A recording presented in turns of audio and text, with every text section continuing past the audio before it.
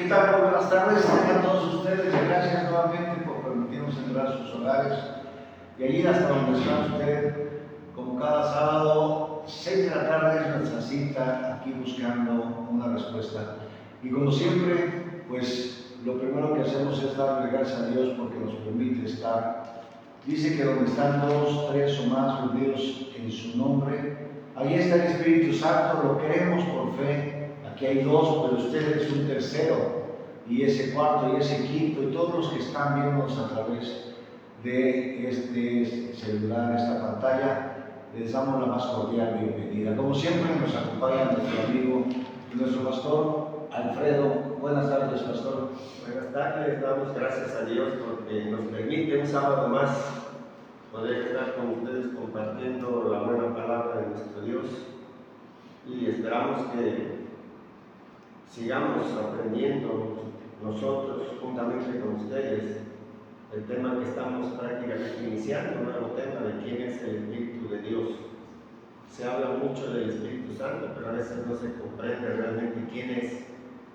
Para algunos es solamente una fuerza activa, para otros no es Dios, para otros ni siquiera existe. Pero pues nosotros vemos qué es lo que la palabra de Dios nos dice respecto a esta tercera persona de la Trinidad. Sí, una de las cosas importantísimas es que, acuérdese usted que cuando Jesús, los que ya hemos leído un poco de Biblia, dice que Jesús iba ya a su ascenso y dijo, me tengo que ir porque dejaré a alguien, inclusive dijo, hasta mejor que yo. Y cuando yo dije eso, yo dije, bueno, ¿quién puede ser mejor que Jesús? Bueno, el Espíritu del Padre, que es el Espíritu Santo. Acuérdense, el Espíritu Santo es el camino, es cuando nosotros a través de él llegamos a Jesús, y dice, para llegar al Padre necesitamos pasar por Jesús. Así que son los tres, Espíritu Santo, Jesús y el Padre. Tres líneas que convergen en una misma y que es lo mismo. Así que hoy precisamente vamos a hablar de este maravilloso tema que es el Espíritu Santo. ¿Quién es? ¿Cómo es? ¿Cómo se le percibe? ¿Cómo se manifiesta? La pregunta sería, ¿cómo yo lo puedo sentir? Porque pues es lo que todos muchas veces nos preguntamos, ¿verdad? Se dice, se habla tanto de Dios, pero pues no lo veo, no lo va a ver, pero lo va a sentir a través de su Santo Espíritu. Por eso hoy vamos a ver quién es el Espíritu Santo, cómo es y qué es lo que hace en nuestras vidas. Amén. Vimos el último tema, ¿Sí? ya que no se pudo sábado pasado, que el Espíritu Santo es una persona, y si es una persona, tiene que realizar las acciones de una persona para poder dar el crédito de que realmente es una persona. Y vimos que el Espíritu Santo nos va a guiar a toda verdad, oyendo, hablando y haciendo lo que Dios les dice sobre todas las cosas que han de venir. Él nos convence de pecado, de justicia, de juicio. Él hace milagros el día de hoy. Él intercede, Él revela, Él enseña, Él habla, Él ordena, Él testifica. A Él se le puede mentir, se le puede blasfemar, se le puede contristar. Cuando vemos todo esto, no nos queda la menor duda de que es una persona, porque algo inerte, algo que es, como dicen por ahí los testigos, es solamente una fuerza activa, pues no lo puedes contristar porque es algo inerte, no tiene sentimiento, emociones ni nada por el estilo. Pero ya vimos que es una persona y como persona tiene toda la personalidad. Y si el Espíritu Santo, que es el tema que vamos a estar viendo hoy, realmente es una persona, tiene que relacionarse con otras personas, como lo hacemos nosotros. Es sociable en su ambiente espiritual y es sociable también con nosotros. Por eso es que podemos dar testimonio de que es real. Entonces, pues vamos a ver qué nos dice el libro de los Hechos, capítulo 15,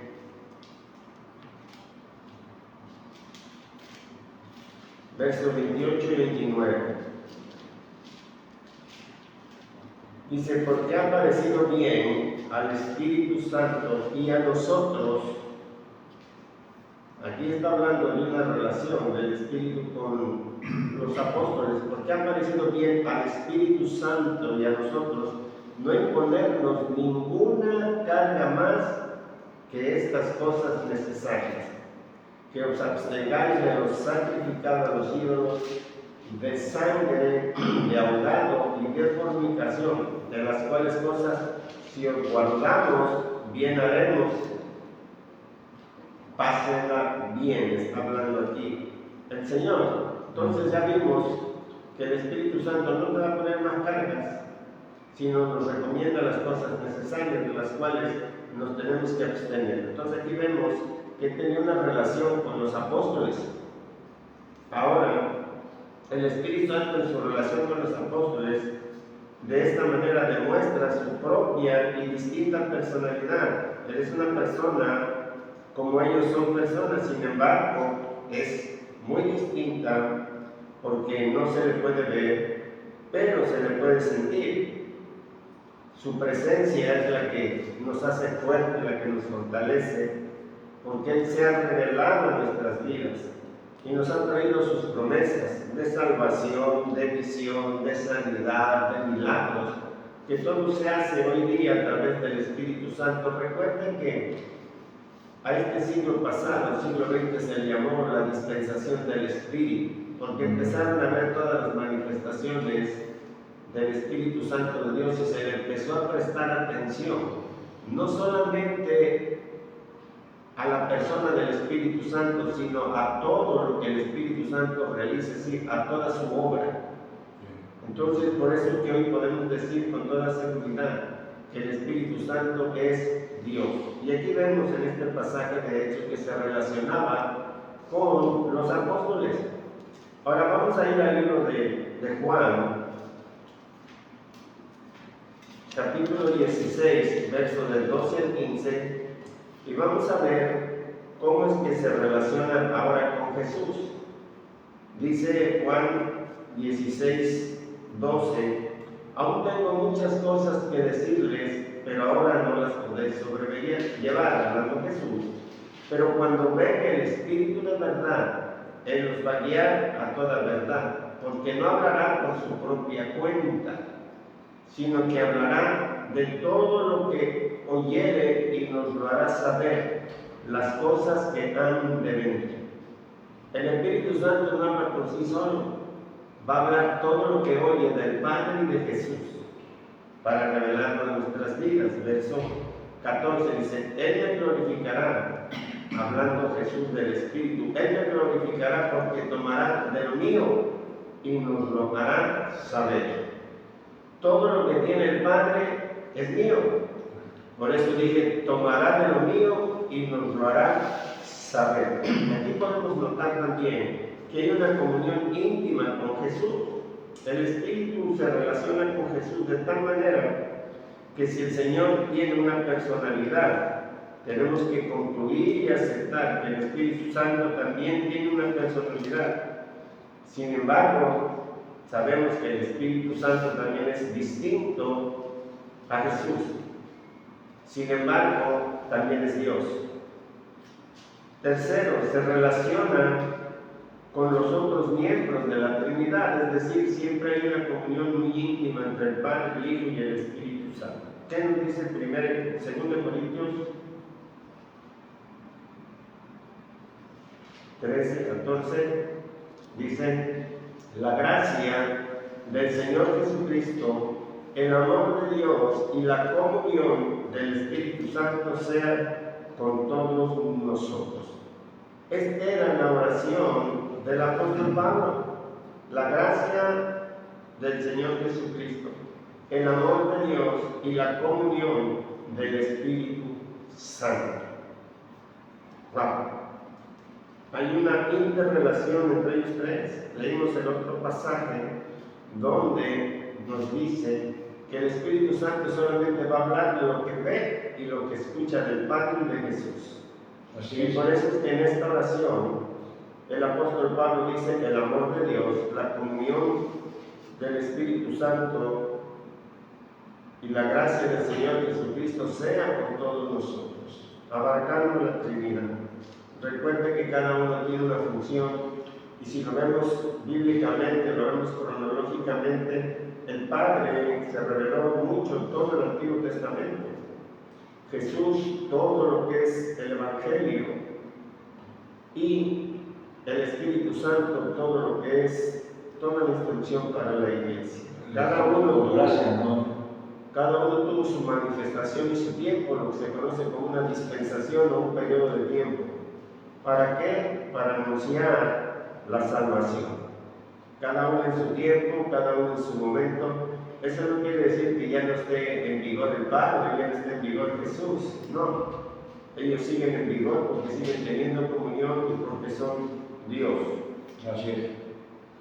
Sí, yo creo que una de las cosas que hacemos la pregunta al principio, ¿será que yo sienta el Espíritu Santo, que yo lo pueda ver o tocar o sentir? Yo creo que lo podemos sentir porque se manifiesta. Claro. Decía el apóstol Pablo, ¿verdad? Como bien lo citaba el pastor, Él nos alcanza en todo, Él está en todo, Él es Dios mismo, pero lo más importante es que Él se manifiesta a través de sus frutos, a través de los dones, y déjeme decirle, usted lo va a sentir en el momento que usted lo anhele, en el momento que usted lo pida, Él siempre va a estar ahí, porque dice Santiago 4:5, el Espíritu Santo nos anhela celosamente.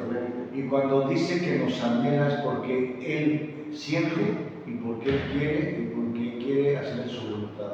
Entonces necesitamos anhelarlo, necesitamos pedirlo. Cuando nosotros oramos, acuérdense, nosotros decimos en el nombre del Padre, Hijo y del Espíritu Santo, que el Espíritu Santo nos llene, se manifieste, esté aquí con nosotros. Porque Él siempre está. La diferencia es que puede estar fuera de usted, a un lado de usted, o puede estar en cualquier lado, menos en ese cuerpo que es prestado y que nos han dado. La intención es que nosotros somos templo del Espíritu Santo, entonces hay que invitarlo a que entre, hay que invitarlo a que esté con nosotros y lo podamos sentir. Ok, pues vimos que el Espíritu Santo es una persona. Y si es una persona, decíamos que tiene que relacionar con otras personas. Ya vimos que se relacionaba con los apóstoles, vimos que se relacionaba con Jesús, vimos que se relacionan entre sí con los miembros de la Trinidad. Y cada una de estas evidencias encontramos que la palabra de Dios nos lleva a la conclusión de que el Espíritu Santo, aunque es un ser espiritual, también es una persona, tan real como lo es el Padre, tan real como lo es el Hijo, o como cada uno de nosotros. La diferencia es que Él no tiene un cuerpo humano, Él es espíritu, pero es tan real como cada uno de nosotros. Por eso deseamos nosotros en cada terminación de un tema que recordemos que el Espíritu Santo no es algo, es alguien, es Dios. Y claro, y sobre todo que se manifiesta, ¿no? Porque no solamente es esencia, no solamente es espíritu, es un espíritu que se mete, se manifiesta y se hace presente. Muchas veces nos da calor, frío, sentimos ganas de bailar, sentimos ganas de llorar, sentimos ganas de hablar, de expresar un sentir dentro de nosotros inexplicable. Déjeme comentarle que cuando hablamos de esta persona, que es una persona, haga de cuenta que ella toma posesión de nosotros a través del cuerpo que es templo de Dios. Y entonces cuando se manifiesta, su vida va a cambiar totalmente, su vida no va a ser la misma, su vida va a tener un nuevo significado porque usted ya no va a estar sola o solo, usted va a decir, me acompaña siempre la bendición de Dios, la presencia de Dios, el cuerpo de Dios, pero lo más importante es su Santo Espíritu. Así que hoy por hoy debemos de ver que ese ser tan hermoso es Dios mismo que está en nosotros cuantas veces nosotros lo pidamos. Ok. Entonces, seguimos viendo por la Escritura que Él siempre ha querido relacionarse con nosotros como una persona. Dice en 2 Corintios 3:17, porque el Señor es el Espíritu y donde está el Espíritu del Señor, ahí hay libertad. Y Juan 4:24 nos da otra idea también poderosa. Dice, Dios es espíritu, y los que le adoran en espíritu y en verdad es necesario que le adoren. Entonces, esto nos confirma que el Espíritu Santo es Dios. El Espíritu Santo no solamente es una persona, sino que es una persona muy especial, porque Él es Dios. Y sus nombres demuestran la deidad de Dios, la divinidad de Dios. Y le voy a nombrar cuando menos 8 o 10 títulos con los que se conoce al Espíritu Santo. Es el Espíritu de Dios, es el Espíritu de Cristo, es el Consolador, es el Espíritu de la promesa, es el Espíritu de verdad, es el Espíritu de gracia, es el Espíritu que nos da vida, es el Espíritu de adopción por el cual clamamos a Padre, y además es el Espíritu eterno. ¿Por qué? Porque es Dios. Dice Hebreos 9:14, cuanto más la sangre de Cristo, el cual mediante el Espíritu eterno, si el Espíritu Santo es eterno, pues es Dios, se ofreció a sí mismo sin mancha a Dios, limpiará nuestras conciencias de obras muertas para que sirvamos a Dios vivo.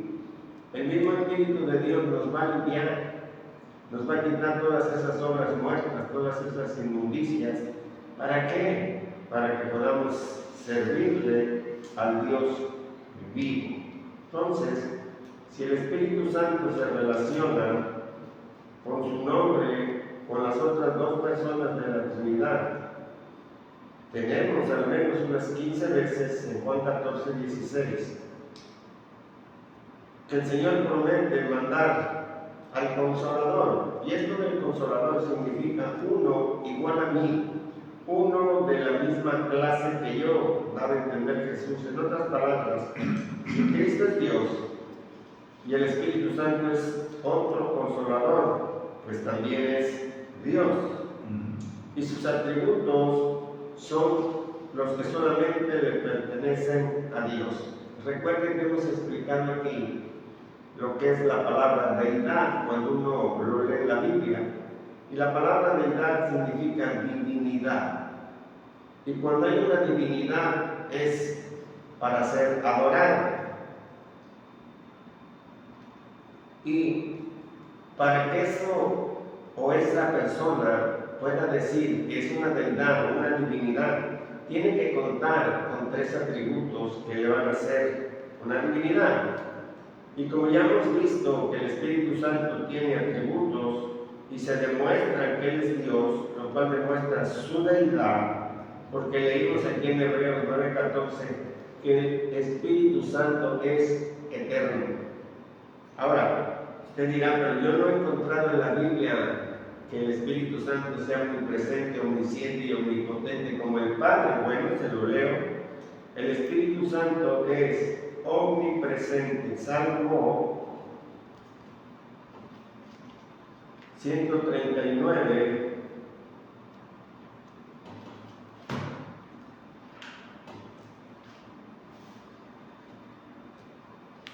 del 7 al 10, para que vean que es omnipresente, es decir, está en todos lados. Decía el salmista, ¿a dónde me iré de tu espíritu? ¿O a dónde huiré de tu presencia? Ya con esto es más que suficiente para saber que está en todos lados. Si subiera a los cielos, ahí estás tú. Y si en el Seol, en el infierno, hiciera mi estrado, ahí estás tú. Si tomare las alas del alma y habitar en el otro lado, al extremo del mar, ahí estás tú. Y aún me guiará tu mano y me asirá tu diestra. Entonces, ¿a dónde iremos? Si Él es omnipresente, si nos remontamos a las alturas, si nos vamos a las partes más bajas de la tierra, si cruzamos al otro lado del mar, claro, ahí está Él. Entonces, esto me demuestra que el Espíritu Santo de Dios es omnipresente. Otro de los atributos de la deidad es omnisciente. Isaías 40:13.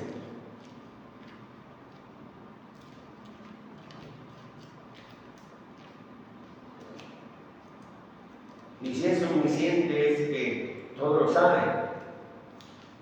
Dice Isaías 40:13. ¿Quién enseñó al Espíritu del Señor o le aconsejó enseñándole? Hay veces que hay personas que se creen más sabias que Dios, quieren hacer las cosas como ellos creen que son, pero no es así. Pero aquí Isaías 40:13 es bien claro. ¿Quién enseñó el Espíritu del Señor? ¿De quién le puede enseñar a Dios? ¿O quién le aconsejó enseñándole?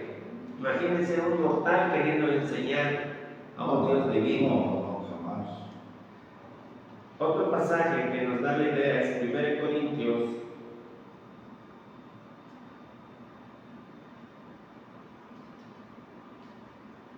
1 Corintios capítulo 2, 12 al 14. Dice, y nosotros no hemos recibido el Espíritu del mundo, sino el Espíritu que proviene de Dios, para que sepamos lo que Dios nos ha concedido. Todo lo que está en la mente y en el corazón de Dios, todo lo que proviene de Dios, dice que el Espíritu que viene de Dios, para que sepamos todo lo que Dios nos ha concedido. Toda la revelación de la palabra, todas las promesas que tiene la palabra, nos las va a revelar el Espíritu de Dios. 13. Lo cual también dice, hablamos no con palabras enseñadas por sabiduría humana, sino con las que enseña el Espíritu Santo de Dios. Entonces el Espíritu Santo también enseña, guía, capacita, entrena, acomodando lo espiritual a lo espiritual. Y verso 14 dice, pero el hombre natural no percibe las cosas que son del Espíritu de Dios, porque para él son locura, y no las puede entender porque se han de discernir espiritualmente. Si tú quieres discernir lo espiritual con tu inteligencia, con tu sabiduría, con tu capacidad, no vas a ir a ningún lado. Al final vas a decir que eso que está escrito es una locura, porque no lo disciernes a través del Espíritu Santo de Dios. Tenemos que discernirlo espiritualmente. Entonces aquí podemos ver que el Espíritu Santo de Dios es omnisciente. Ahora vamos a ver también que es omnipotente, que son los tres atributos que te hacen ser una deidad o una divinidad. Job 35:4.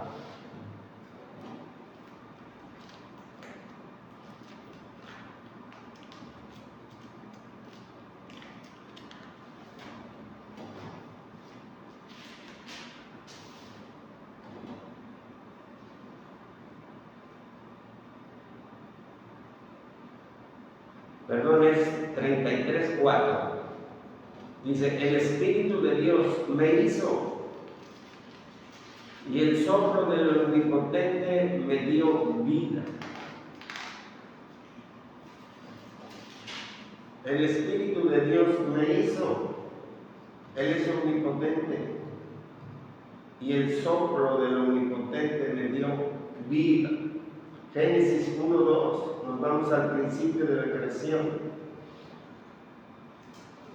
Y la tierra, dice, estaba desordenada y vacía, y las tinieblas estaban sobre la faz del abismo, y el Espíritu de Dios se movía sobre la faz de las aguas. Omnipotencia, estaba acomodando todo lo que estaba desordenado y vacío. Lucas 1:35.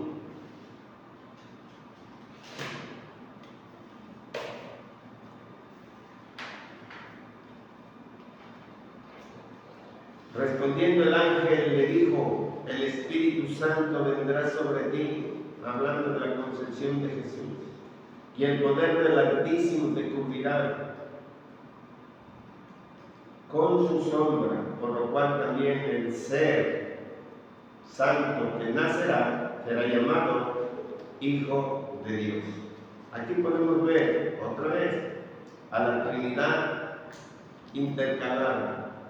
Respondiendo el ángel dijo, el Espíritu Santo, una persona, vendrá sobre ti el poder del Altísimo, dos personas, y el santo ser que nacerá será llamado Hijo de Dios, hablando de Jesús. Las tres personas relacionándose aún en la concepción de Jesús.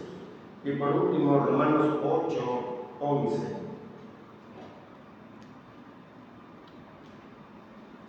Si el espíritu de aquel que levantó de los muertos a Jesús, imagínense si no tiene potencia para haber levantado de los muertos a Jesús, mora entre vosotros, el que levantó de los muertos a Cristo Jesús, vivificará también nuestros cuerpos mortales por su Espíritu que mora en nosotros. Es decir, si levantó de la tumba a Jesús, nos va a levantar a nosotros también el día de su manifestación gloriosa. Como dice la Escritura, los muertos en Cristo resucitaremos primero. Tantas acciones que le podemos atribuir al Espíritu Santo, entonces nos damos cuenta que no es algo inerte, que no es algo que no razone, que no es algo que es solamente material, no. Él es una persona, Él es Dios. Entonces, dice aquí, déjame nomás hacer una cita que veo, pastor, dice viviendo en el Espíritu. Ya dijo el pastor todos los atributos que tiene el Espíritu Santo. Aquí déjenme adelantar un poquito, dice viviendo en el Espíritu, dice Romanos 8. Ahora pues, ninguna condenación hay para los que están en Cristo Jesús, los que no andan conforme a la carne, sino conforme al Espíritu. De entrada le quiero decir que ya el Espíritu Santo, al estar con nosotros, tenemos todas las ventajas. Mire lo que dice después, porque la ley del Espíritu es vida en Cristo Jesús. Me ha librado de la ley del pecado y de la muerte. Después viene un tercer punto y dice, porque los que eran imposición para la ley, por cuanto débil era la carne, Dios ha enviado a su Hijo en semejanza de carne de pecado y causa de pecado condenó al pecado de la carne, para que la justicia de la ley se cumpliese en el nombre y anduviéramos no anduviéramos conforme a la carne, sino conforme al Espíritu. En otras palabras, Jesús pagó un precio para que nosotros pudiéramos estar en gracia, pudiéramos tener al Espíritu Santo. Dice, porque los que son de la carne piensan con las cosas de la carne, pero los que son del Espíritu piensan con el Espíritu. Acuérdense de algo, lo que es de carne no va con el Espíritu, lo que es de Espíritu no va con la carne. Sin embargo, lo que quiero reiterar en esta tarde es que cuando andamos en Espíritu, cuando buscamos al Espíritu Santo, bendiciones tras bendiciones vendrán. ¿Saben por qué? Porque es Dios mismo estando con nosotros, para nosotros y sobre nosotros. Su Santo Espíritu está en este cuerpo prestado. Recuerde usted, polvo somos y al polvo regresaremos, pero vamos a regresar, vamos a estar en la esencia cuando nos hizo Dios, es en Espíritu. Entonces vimos que las acciones del Espíritu Santo son las acciones que solamente Dios puede hacer. Leímos ahí en Lucas 1:35 la causa del nacimiento original de Jesús por medio del Espíritu. Vemos también que el Espíritu Santo fue la gente para darnos las Escrituras inspiradas por Dios. Dice 2 de Pedro 21, porque nunca la profecía fue traída por voluntad humana, sino que los santos hombres de Dios hablaron siendo inspirados por el Espíritu Santo de Dios. Estuvo también involucrado en la creación, como ya leímos, estaba ordenando todo lo que estaba desordenado y vacío. Entonces, siempre vamos a ver en la Escritura esa interrelación entre estas tres personas de la divinidad, lo cual nos demuestra que el Espíritu Santo es Dios, como lo hemos estado comentando en esta tarde. Le voy a leer otros eventos. Hechos capítulo 5, versos 3 y 4. Hablando de lo que sucedió con Ananías.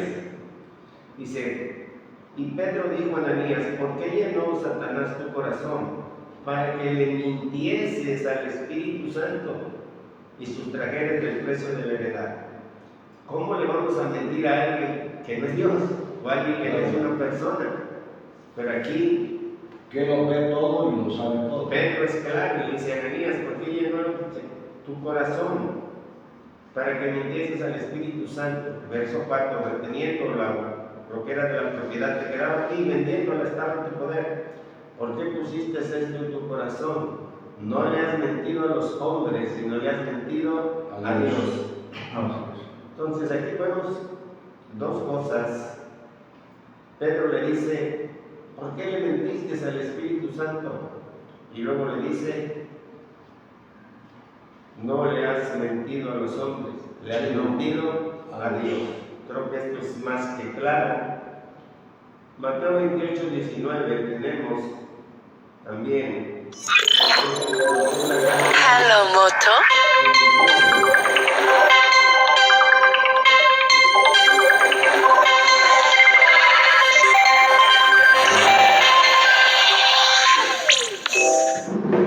Entonces nos dice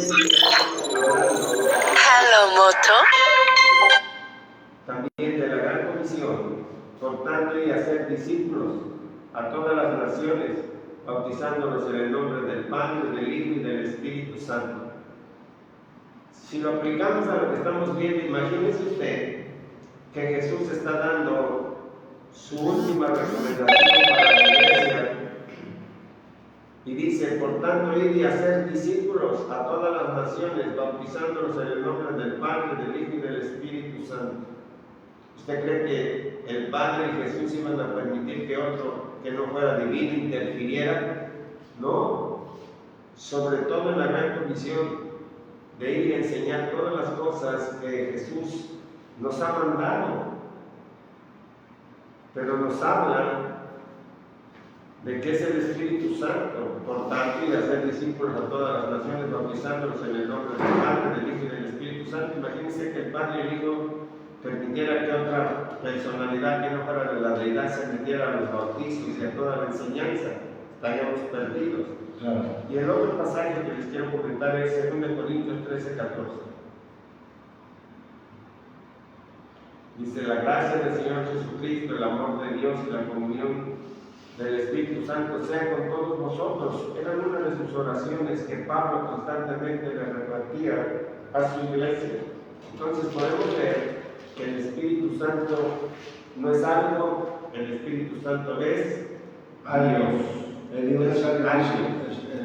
Aquí en Romanos, sigo con Romanos, dice, acompáñenme usted, mire, Romanos 8, capítulo 14, dice: porque todos los que son guiados por el Espíritu de Dios, estos son hijos de Dios. Mire el regalo tan hermoso que nos va a dar Dios cuando nosotros recibamos al Espíritu Santo. Dice: pues no habéis recibido el espíritu de esclavitud para estar otra vez en temor, sino habéis recibido el espíritu de adopción, como bien lo mencionó el pastor, por el cual clamamos: Abba, Padre. El Espíritu mismo da testimonio a nuestro espíritu de que somos todos hijos de Dios.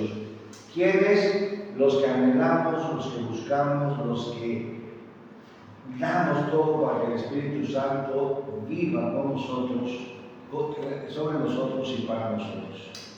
Ok, hemos hablado algo, avanzado algo hoy en conocer quién es el Espíritu Santo. Entonces podemos decir con toda propiedad, Claro, que el Espíritu Santo es una persona, que el Espíritu Santo es Dios, que el Espíritu Santo se relacionó con los apóstoles, se relacionó con Jesús, se relaciona con las tres identidades de la divinidad y se relaciona con nosotros también.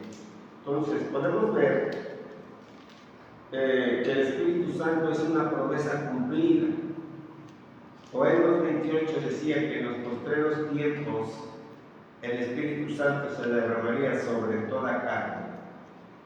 Es una promesa que se cumplió en el capítulo 2 del libro de los Hechos, cuando Jesús parte hacia el cielo y les da la orden a los seguidores de él que se fueran de Jerusalén al aposento alto y esperaran ahí la promesa del Espíritu Santo. Jesús les estaba hablando de la promesa de Juan 2:28 y dice ahí que estando ellos en el aposento alto vino el derramamiento del Espíritu Santo después de haber estado 10 días ahí esperando la promesa.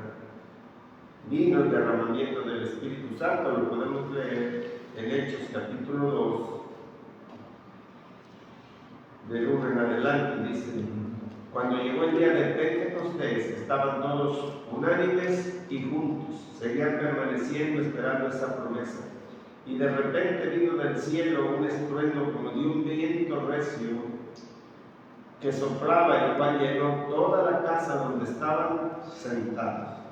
Y se les aparecieron lenguas repartidas como de fuego, asentándose sobre cada uno de ellos. Y fueron todos llenos del Espíritu Santo y comenzaron a hablar en otras lenguas, según el Espíritu les daba que hablasen. Entonces, qué importante es cuando empezamos a ver todo esto, que encontramos estas promesas tanto en el Antiguo como en el Nuevo Testamento acerca del cumplimiento de la venida del Espíritu Santo. Y nosotros sabemos que las promesas de Dios se cumplen en el tiempo de Dios. No son como nuestras promesas, pues nosotros somos seres limitados. Podemos tener muy buenas intenciones, pero a veces las circunstancias no nos permiten cumplir con esas promesas. Le pondré un ejemplo. De cuenta, ahorita viene el Día de las Madres. Sí. Entonces yo como hijo, a los que tienen su mamá, pues tómelo también como un consejo, ¿verdad? Viene el Día de las Madres y yo tengo toda la intención de llevar a mi mamá a Liverpool a comer y de comprarle un buen vestido. Es el anhelo de mi corazón. Pero de repente el día 6, 7 de mayo llegó recorte en la empresa donde yo trabajaba y ya no la pude llevar a comer. Ya no le pude llevar a comprar el vestido que yo quería. ¿Por qué? Porque las circunstancias me lo van a impedir. Pero Dios no es así. Él dio una promesa en Joel 2:28. Tardó tiempo, sí, pero se cumplió. Se cumple todo lo que Dios promete. Jesús mismo es el cumplimiento de muchísimas promesas registradas en el Antiguo Testamento que se vinieron a cumplir con su nacimiento. Y promesas de todo lo que estamos viendo y de lo que está pasando hoy alrededor del mundo no es más que el cumplimiento de las cosas que Jesús y el Padre ya destinaron. Hay promesas que todavía no se han cumplido. Hay promesas que ya se cumplieron. Y ahí podemos ver que la limitación humana nos puede impedir muy fácilmente cumplir con una promesa, pero las promesas de Dios se cumplen en el tiempo de Dios. Recuerde que nosotros caminamos en otro tiempo o en otra esfera del tiempo. Nosotros caminamos en un tiempo que se llama Cronos, que incluso la Iglesia Católica nos hizo un calendario gregoriano con 365 días. Y nosotros caminamos en los segundos, en los minutos, en las horas, en los días, en los lustros, en las décadas, en los siglos, en los milenios, cronológicamente en la historia de la humanidad. Pero Dios no se mueve así, porque Dios es el principio y el fin. El tiempo de Dios es la eternidad. Él no tiene problemas con el tiempo, nosotros sí. Tenemos que sacar tiempo para ir al trabajo, tiempo para venir a compartir la palabra, tiempo para bañarnos, tiempo para comer. Todo es tiempo, todo lo cuadramos en base al tiempo. Hacemos nuestra agenda para llevar a los hijos a la escuela, para regresar, las mujeres para hacer la comida, etc. Pero Dios no se preocupa por eso. Por eso el Señor dice que para Él un día son como 1000 años, y 1000 años como un día.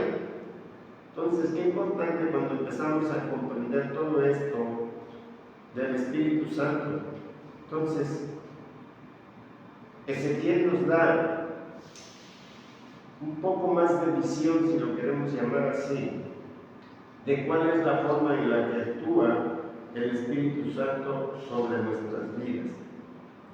Ezequiel 36, 25 al 28, nos habla de otra de las características en las que podemos discernir que habla del Espíritu Santo de Dios como esa agua limpia. Dice: esparciré sobre vosotros agua limpia, y seréis limpiados de vuestras inmundicias, y de todos vuestros ídolos los limpiaré. El agua limpia, ¿para qué nos sirve? Para limpiarnos, para purificarnos, si hablamos espiritualmente, de todas nuestras impurezas. Por eso, cuando estudiamos sobre el tabernáculo de reunión, veíamos que en el atrio exterior había una fuente de bronce que se hizo con lo que le dieron los egipcios al pueblo cuando salió. Y en esa fuente de bronce, que se conocía como el lavacro, todos los días los sacerdotes lavaban sus caras ahí para reflejarse en esas aguas y ver sus imperfecciones. Por eso es que esta agua limpia es la que va a limpiar las impurezas de nuestra mente, de nuestra conciencia. Pero dice el verso 26: os daré un corazón nuevo y pondré un espíritu nuevo dentro de vosotros, y quitaré de vuestra carne el corazón de piedra y os daré un corazón de carne. ¿Qué espíritu teníamos? Si dice aquí que quiere quitar de nosotros ese espíritu, ¿qué espíritu teníamos entonces? Vamos a ver Juan 8:44, ¿a qué espíritu se está refiriendo?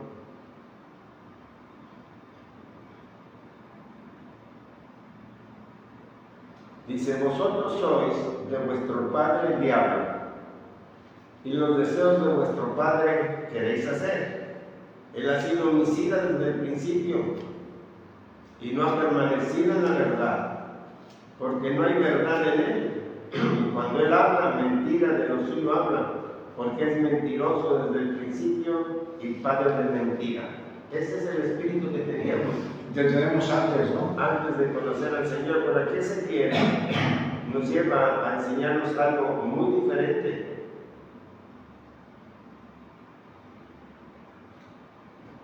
Ezequiel 36. Ok, para leer el verso 27. Y pondré dentro de vosotros mi espíritu. Quita el corrompido, quita el del diablo, el de toda mentira.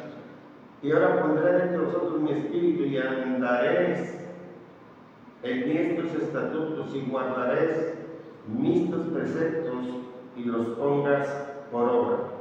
Habitaréis en la tierra que le di a vuestros padres, y a vosotros me seréis por pueblo, y yo seré para vosotros como nuestro Dios. Entonces, vemos tres características aquí importantes en Ezequiel. Él nos quiere limpiar con esa agua viva de todas nuestras impurezas. Él pondrá en nosotros un espíritu nuevo y quitará ese que leímos en Juan 8:44. Y quitará de nuestro corazón ese corazón como de piedra. Es decir, un corazón que está cauterizado, un corazón que es insensible, un corazón que no siente, que es insensible, un corazón duro. Y Ezequiel todavía nos dice algo todavía más feo. En otra parte dice que tenemos un corazón como diamante, que es un material más duro sobre la faz de la tierra. Entonces, qué importante cuando vamos entendiendo toda la labor y todo lo que significa el Espíritu Santo de Dios, y darle el peso y el valor que le tendríamos que dar. Por eso decía yo al principio que a finales del siglo XX, que se empezó a dar a conocer el siglo XX como el siglo del Espíritu, o del avivamiento, sobre todo por los avivamientos pentecostales, ese Espíritu de Dios se ha manifestado, pero todavía no había toda la doctrina del Espíritu Santo. Simple y sencillamente se enfocaron, o nos enfocamos, a ver la persona del Espíritu Santo, nada más. Pero no se había enfocado doctrinalmente a toda la obra del Espíritu Santo. Hoy la podemos entender por la revelación que ha traído el Espíritu de Dios a través de los tiempos. Porque Y usted recuerda, Pablo va a un lugar y le pregunta del Espíritu Santo si ya lo recibieron y le contestaron, ni siquiera hemos escuchado que hay Espíritu Santo. Y así está mucha gente que no conoce a Dios. Al día de hoy, ¿no? Al día de hoy. E incluso, como cristianos podemos hablar del Espíritu Santo de Dios, podemos decir del Espíritu Santo de Dios, pero realmente le conocemos. Ok, ahí surge una pregunta, Paz, como siempre te pregunto. Entonces, si no conocemos al Espíritu Santo, ¿qué debemos de hacer? ¿Buscarlo? Claro. Hacer un resumen, básicamente, de lo que se ha hablado, es buscarlo, anhelarlo, pedirlo, y entonces, si tiene el Espíritu Santo, ¿qué gano? La pregunta es, ¿qué voy a ganar? ¿Voy a estar mejor? ¿Voy a estar peor?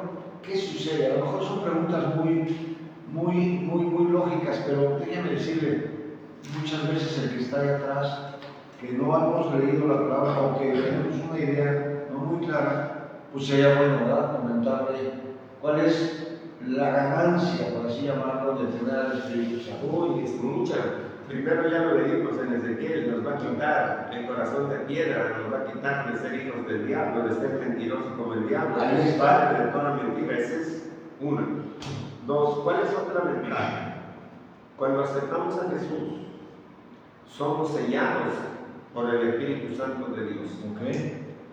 En la antigüedad, cuando un rey o una persona hacendada o portentoso iba al mercado con sus esclavos a comprar ciertas cosas, podía ser madera, podía ser pieles, podían ser animales, él lo único que hacía era, con su anillo, la cara de unas tablillas, lo que hoy pudiéramos decir es un recibo de compraventa, ellos ponían el sello de su anillo y eso indicaba que eso que estaba sellado era propiedad de aquella persona.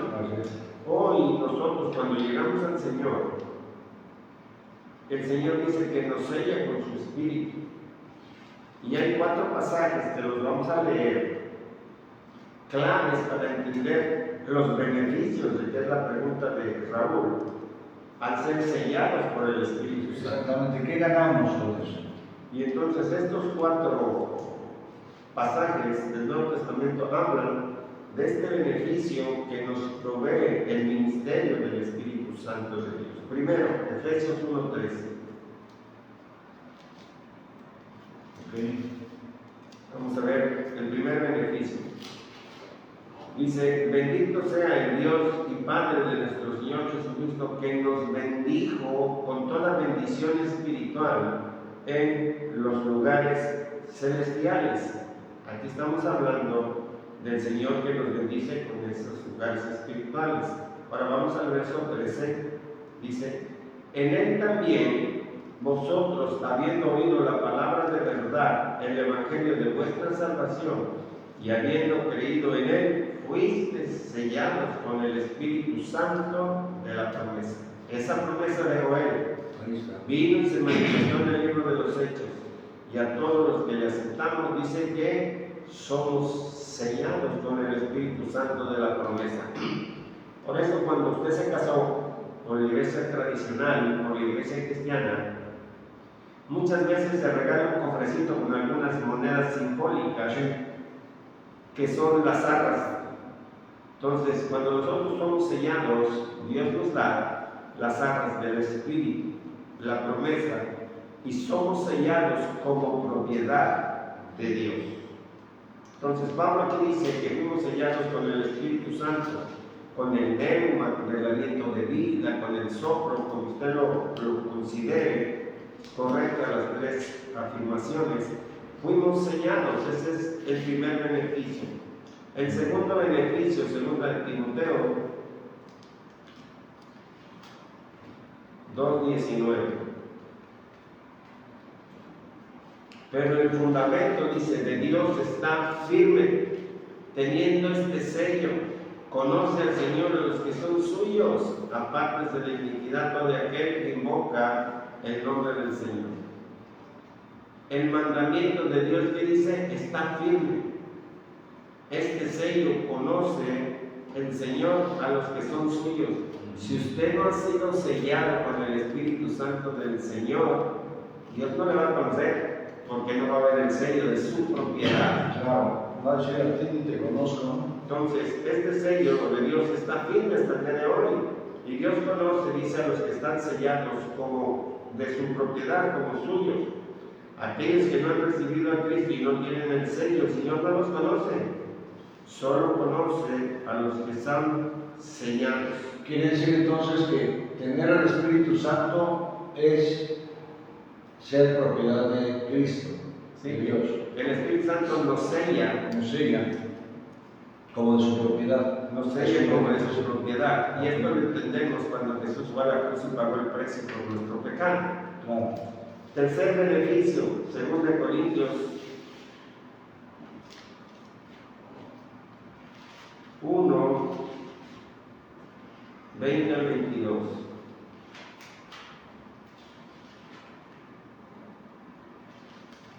Segunda de Corintios 1, 20 al 22 dice, porque todas las promesas de Dios son en Él un sí y un amén. Se van a tener cumplimiento. El amén significa así sea. Pues si todas las promesas de Dios en Él son un sí y un amén, por medio de nosotros para la gloria de Dios. 21. Y Él nos confirma con nosotros en Cristo. Y el que nos ungió es Dios, el cual también nos ha sellado y nos ha dado las arras del Espíritu en vuestros corazones. Por eso se entrega esa cajita, que se le conoce como las arras. Es decir, ya fuimos sellados, ya somos propiedad de Dios. ¿Por qué? Porque nos estamos casando delante de Dios. Así es. Cuarto beneficio. Hablando de este sellamiento de las arras del Espíritu, podemos ver que las promesas de Dios son un sí y son un amén. O sea, es la afirmación de así sea o así será. Y esta promesa es para todos los creyentes, no solamente es para los líderes o para los pastores, es para todo el creyente. Dios nos ha sellado, nos ha dado las armas de su Espíritu. ¿Qué significa esto? Que son el anticipo de nuestra herencia en el cielo y la seguridad de su gloriosa venida por segunda vez. Y cuarto beneficio, Efesios 4:30. Cuarto, ¿no? Cuarto beneficio, Efesios 4:30, que es un pasaje muy conocido. No conquistéis al Espíritu Santo de Dios, con el cual fuisteis ¿qué? Sellados. ¿Para qué nos sirve ese sello? Para el día de la redención. ¿Cuándo va a ser ese día de la redención? El día que estemos en el juicio del gran trono blanco y digan, a ver, pásenle aquí los que están sellados. Si tú no llevas el sello, ¿Y cómo ayudarte? ¿cómo? Entonces los cristianos, en general, porque no es particular de los líderes o de los pastores, como se creía ya en el siglo XII, en el siglo XIII, cuando la Iglesia Católica tenía confiscadas todas las Biblias, cuando no había ningún material espiritual para la gente del pueblo, del vulgo, como le llamaban, sobre todo en todos los Países Bajos de Europa, pues había una ignorancia espiritual tremenda. Claro. Los únicos lugares donde podía existir una Biblia eran en los monasterios, donde los monjes llegaban a estudiar. Y por eso es que los grandes reformadores salieron de la Iglesia Católica. Juan Cos, Martín Lutero, Savonarola. Todos salieron de esas estructuras, pero salieron porque el Espíritu Santo los empezó a guiar a toda verdad y a toda justicia.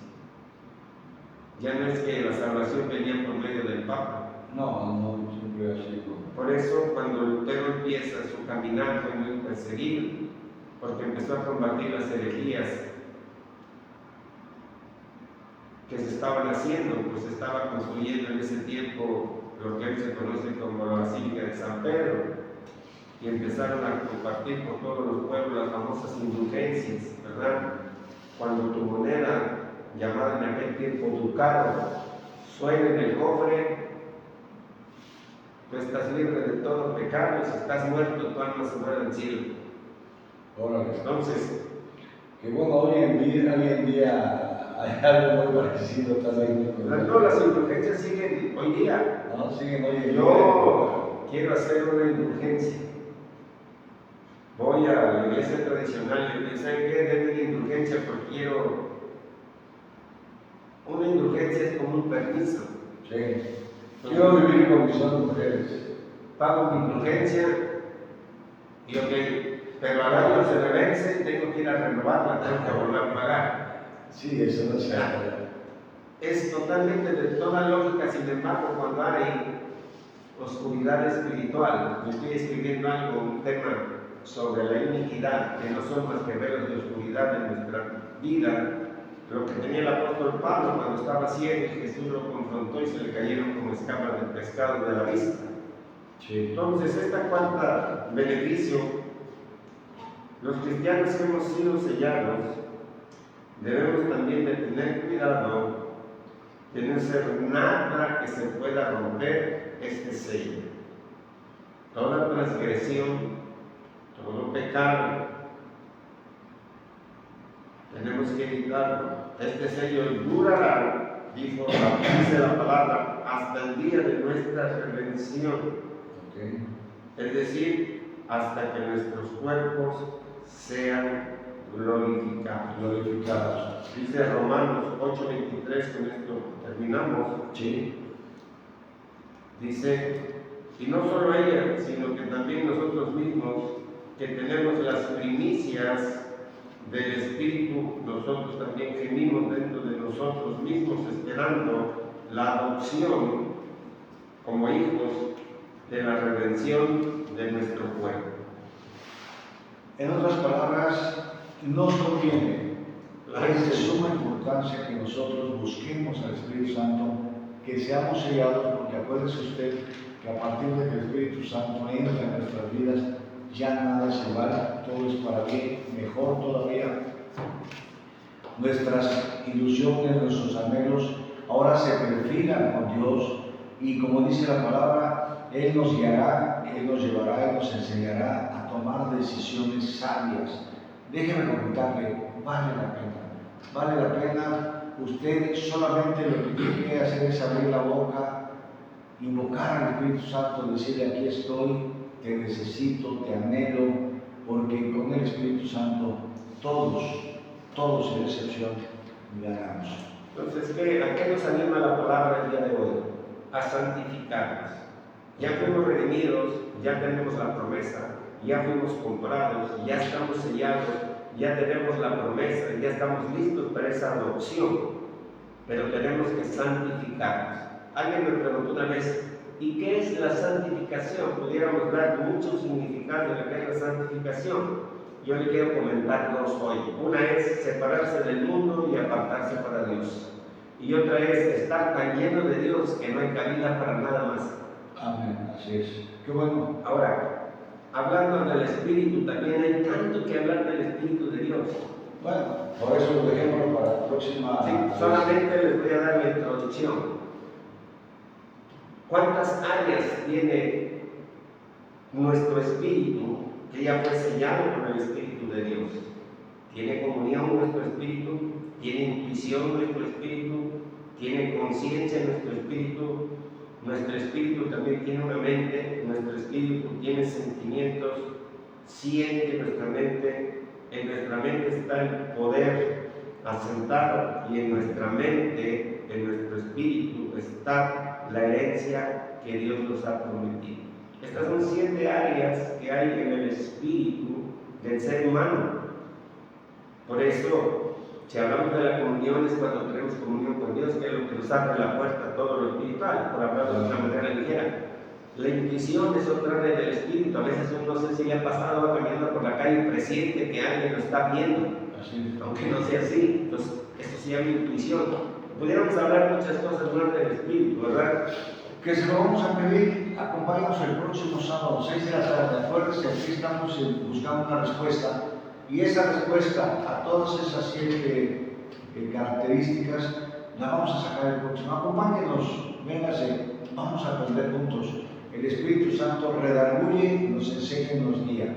Así que, buenas tardes, tengan y nos vemos el próximo sábado, 6 de la tarde. Gracias, hasta luego.